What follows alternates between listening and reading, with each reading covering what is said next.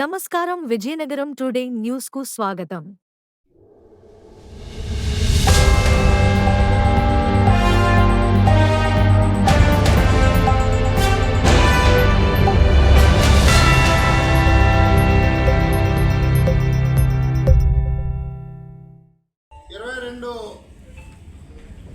గ్రామాల్లో 22 బహిరంగ సభలు పెట్టి ప్రజలకి మేము చేసిన ఈ 4 సంవత్సరాల 10 నెలల కాలంలో అభివృద్ధి సంక్షేమం, ఈ పట్టణ సుందరీకరణ, మౌలిక సదుపాయాలు కొరత లేకుండా ఏ విధంగా చేశామో ప్రజలకి చెప్పి ఓట్లు అడగాలని, అందులో భాగంగా ప్రజలకు అవసరం కష్టం వచ్చినప్పుడు కరోనా లాంటి కష్టకాలంలో ప్రజలకు వైఎస్ఆర్ కాంగ్రెస్ పార్టీ ఏ విధంగా అండగా నిలబడి సహాయ సహకారాలు చేశామో చెప్పి ఓట్లు అడగాలని ఒక ప్రణాళికని రూపొందించుకోవడం జరిగింది.